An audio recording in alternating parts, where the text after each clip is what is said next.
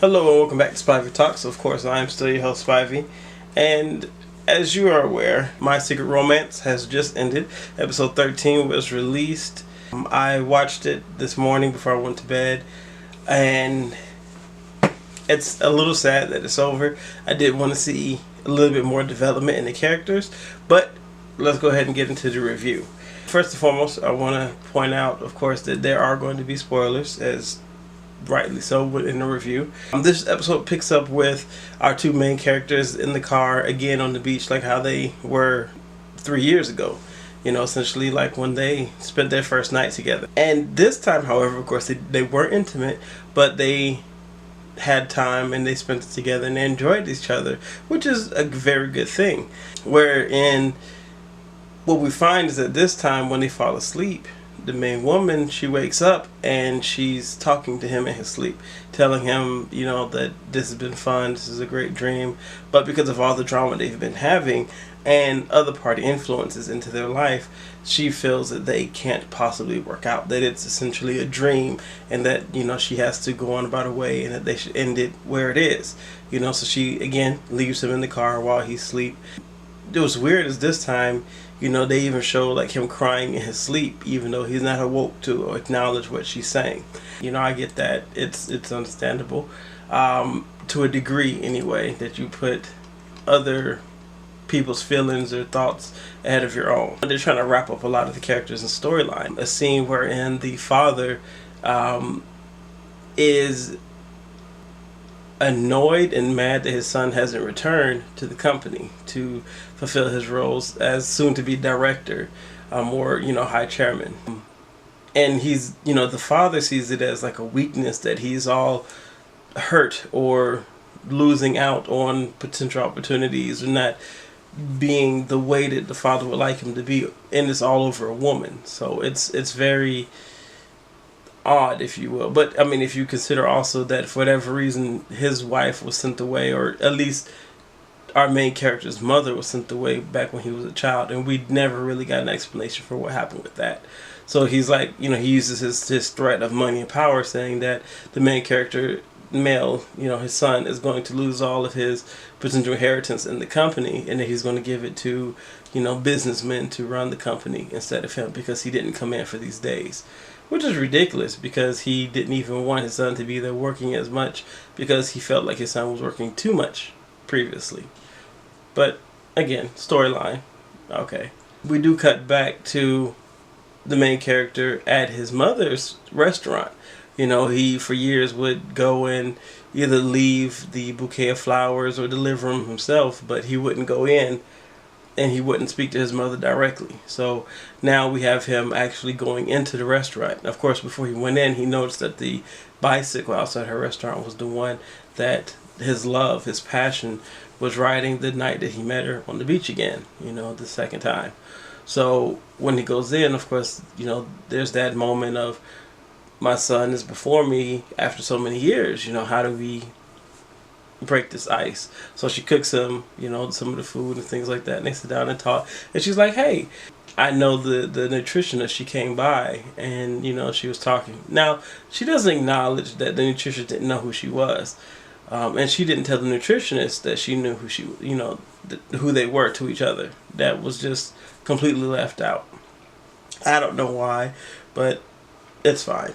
But I think the weird part about that situation, or more weird part about that situation, is the fact that the mother was much more supportive about his relationship potential with the nutritionist than his father was, who has been with him for years.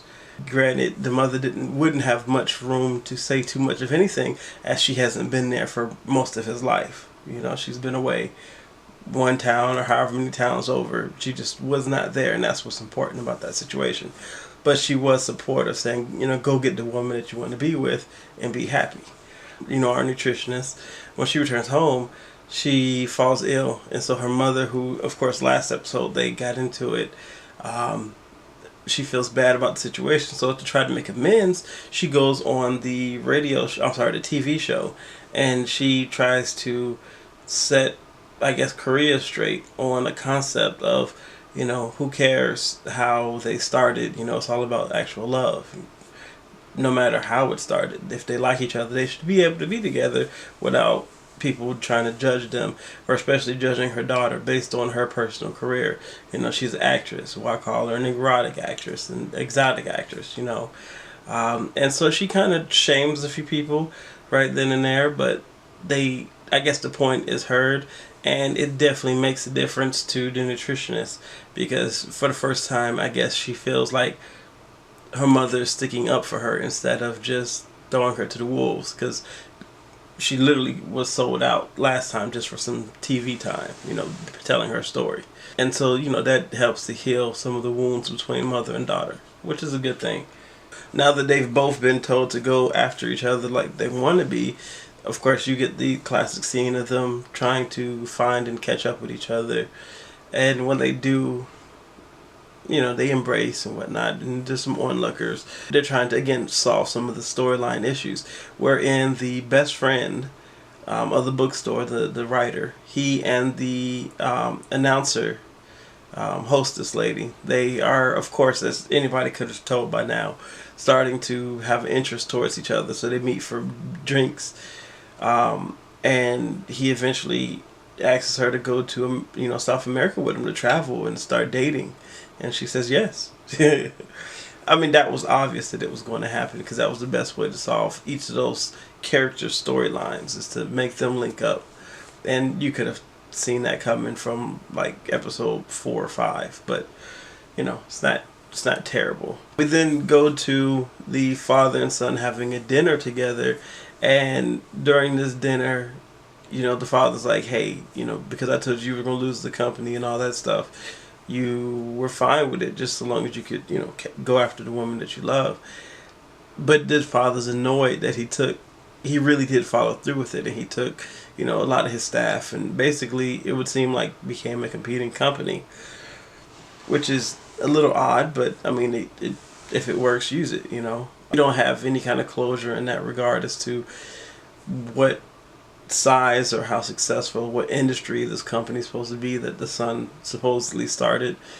I don't see how the father would have supported paying or contributing money to his son starting a rival company if it wasn't the same industry. But again, we don't have enough information to make a basis on that. Okay. But the father is saying, you know, he wants his son to come around like once a month, you know, so that they can spend their time together.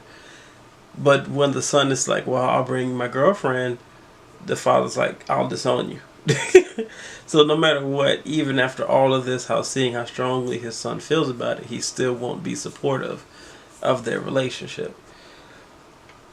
Now that's the kind of thing, of course, that can tear families apart, but that's not my place. We do get a scene where the mother is reunited again with her most recent husband, and they're going to get remarried again. Okay. And I'm not sure, well, we weren't really given enough information to know why they broke up the first time, you know, even though they had a 3-year-old child. And where was that husband and father of the child for the entire show once, you know, the mother moved in with her daughter again? That didn't make too much sense, but storyline, again, we didn't write it. So all of a sudden he sees her on the TV on her interview and comes running, you know, crying and wants to be a family again. Okay, I don't know how to take that, but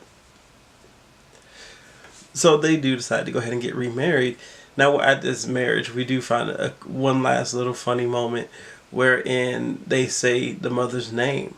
And so based on the name, he, you know, our lead character, he realizes what the initials meant on the breast pads that, you know, the bra pads that he had for so many years, that they were actually the mother's bra pads. So that was a bit funny. And that's pretty much our last real funny moment of the show. They do the old joke from the beginning, wherein the mother puts in the slideshow photos clip of "I'm going to burst" in the video, wherein, you know, you might have thought that she would have got over it by now, but, you know, she's very proud of who she is. And this time, even the husband seems to be proud about it too. They just laugh about it.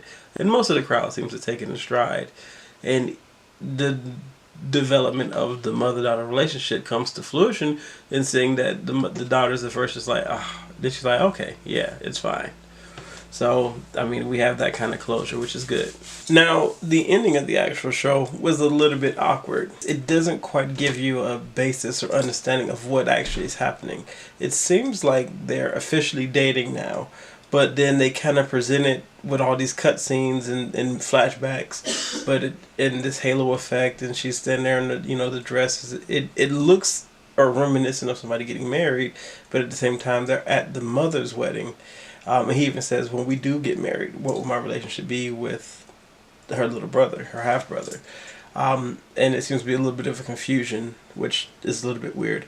But once that is initially over with, it's still, they make it a really awkward environment, in my opinion. The couple, they end up driving off, down the road in the car, and she's still calling him director.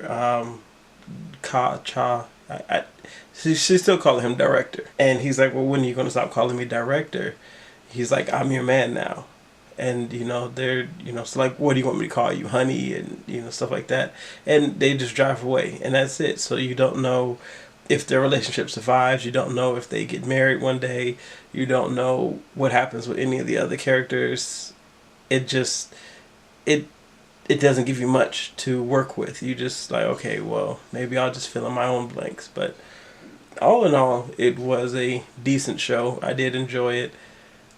There are a lot of things I would have fixed, and if you'll check back, I should have another video up probably tomorrow going over some of the flaws that I had with the show.